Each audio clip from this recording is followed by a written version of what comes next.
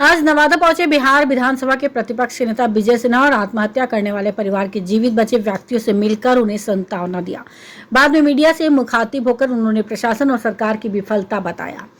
पीड़ित परिवार को मुआवजा और सुरक्षा की मांग तो की, साथ ही साथ इस घटना की सीबीआई से जांच कराने की भी मांग की।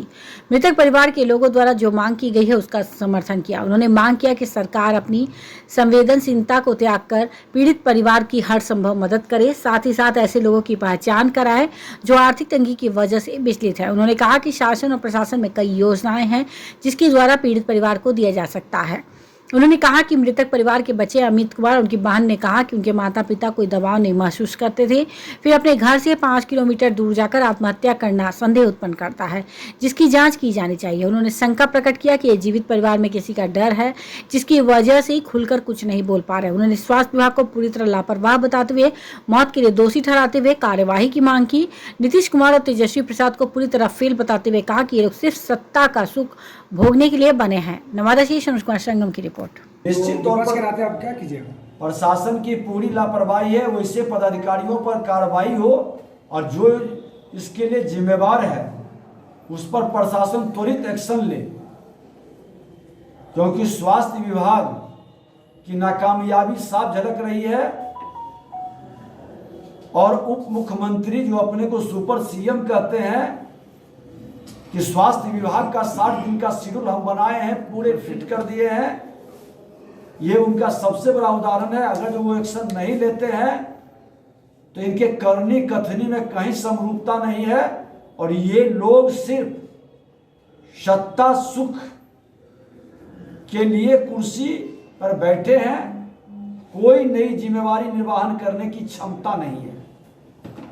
जिम्मेवारी है, हमने पहले ही कहा कि उच्च स्तरीय जांच कराकर इस तरह की वारदात दोबारा न घटित हो, या और जो परिवार इस तरह के पीड़ित हैं फिर ये घटना न हो। अभी सरकार और प्रशासन में बैठे लोग कर क्या रहे हैं, घटना घटित होता है उसके बाद कुछ लोगों को पकड़ लेंगे या खाना पूर्ति करने के लिए, दिखाने के लिए भी ये खेल खेलते हैं। घटना घटित न हो इसके लिए क्या पहल और क्या जिम्मेवारी उन्होंने निर्वहन किया और किसी घटना से सबक लेते हुए सरकार क्या शक्ति दिखाई पड़ी, सरकार की क्या सजगता दिखाई पड़ी। पूरी पारदर्शिता से लोगों के बीच विश्वास पैदा करने की जरूरत है। शर्म है,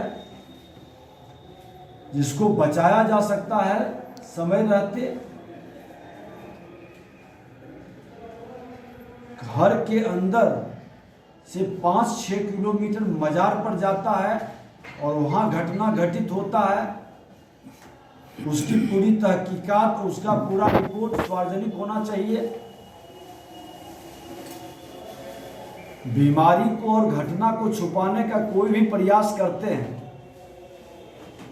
तो ये दुर्भाग्यपूर्ण होगा, दुखद होगा और ऐसे परिवार को मुआवजा सरकार की ओर से मिलनी चाहिए। अभी तक इस परिवार को कोई भी मुआवजा नहीं मिला है। इतनी बड़ी घटना है, लोग बता रहे थे कि शासन प्रशासन के लोगों के द्वारा हमें कोई राहत या कोई व्यवस्था नहीं बनाई गई। ये भी दुखद और दुर्भाग्यपूर्ण है। इस मामला को हम लोग गंभीरता से लेंगे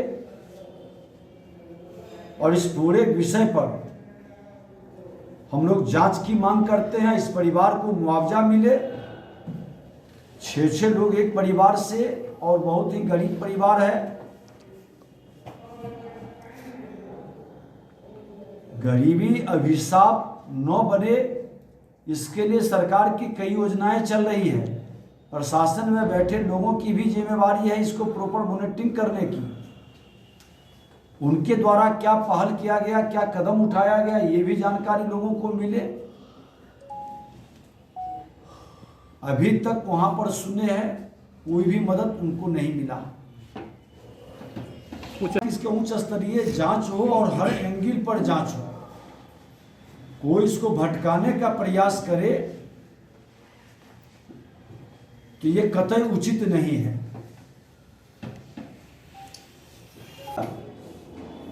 देखिए, दुखद और दुर्भाग्यपूर्ण है स्थानीय विधायक या स्थानीय प्रशासन के लोग को एक्शन में आना चाहिए। आज हमारे साथ जो गए हुए हैं ये लोग तो उनके घर और परिवार पर तुरंत घटना घटित होने के बाद भी गए थे, और मैं भी 3 दिन से बाहर था, दिल्ली था। आज दिल्ली से आते ही पीड़ित परिवार के यहाँ हम लोग गए हैं। विपक्ष अपनी सजगता के साथ जिम्मेवारी को निर्वहन करने के लिए हमेशा सजग है।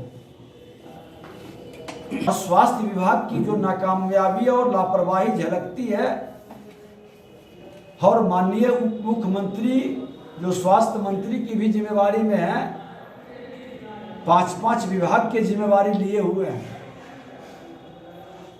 60 दिन का वो अपना एक कैलेंडर शेड्यूल भी बनाए थे कि विभाग का हम बेहतर करेंगे। अब इससे बड़ी क्या लापरवाही होगी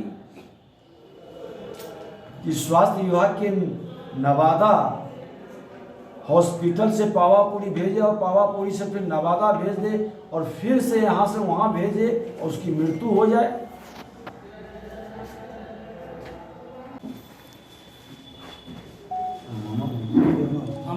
आज अमामा गांव में जो 6 लोगों के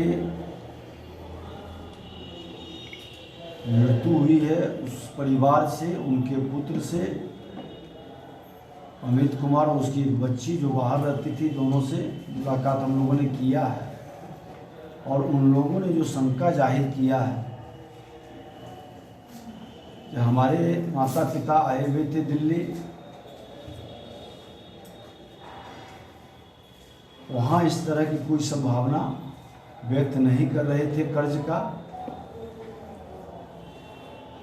बात भी बहन से हुई थी, लेकिन प्रशासन का कहना है और जो सुसाइड नोट कह रहे हैं कि मिला है, और लोग बता रहे थे, बयान दिया है कि कर्ज के कारण ही दबाव में हम लोग इस तरह के। तो थोड़ा सा ये चीज़ समझ में नहीं आ रहा है कि मज़ार पर ये लोग क्यों गए, और मज़ार पर पत्नी का और बच्ची की मृत्यु पहले कैसे हुई। सुसाइड, उसका घर भी अपना था, किराए पर घर था, घर के अंदर बच्चे लोग, वहाँ के लोग जो व्यक्त कर रहे थे, तो इसको थोड़ा विस्तृत स्तर पर जांच की ज़रूरत है और गहन जांच हो इसकी, और जो भी दोषी है उसको कड़ी से कड़ी कार्रवाई हो। लेकिन कोई डायरेक्शन चेंज करता है अनुसंधान का, ये कतई उचित नहीं है। और इस तरह की घटना दोबारा घटित न हो, ये शासन प्रशासन में बैठे लोगों की जिम्मेवारी है। लापरवाही प्रशासनिक पदाधिकारियों का भी बता रहे थे कि एक बच्ची जो 14 घंटा तक जीवित रही और उसको यहाँ से रेफर किया गया पावापुरी, फिर वहाँ सही इलाज नहीं होने से और 3000 की दवा के डिमांड के कारण फिर उसको नवादा लाया गया और नवादा से फिर उसको पावापुरी भेजा गया और वहाँ जाने के बाद उसकी मृत्यु। ये प्रशासनिक अराजकता का सबसे बड़ा उदाहरण है। स्वास्थ्य विभाग की फेलिडिटी स्पष्ट झलक रही है। ऐसे लोगों को भी चिन्हित करना चाहिए और कार्रवाई करनी चाहिए। सरकार में बैठे लोग सिर्फ खाना पूर्ति करना और घटना के बाद अपराधियों को पकड़ करके अपनी जिम्मेवारी तय कर लेना, ये खेल बंद करिए। घटना घटित न हो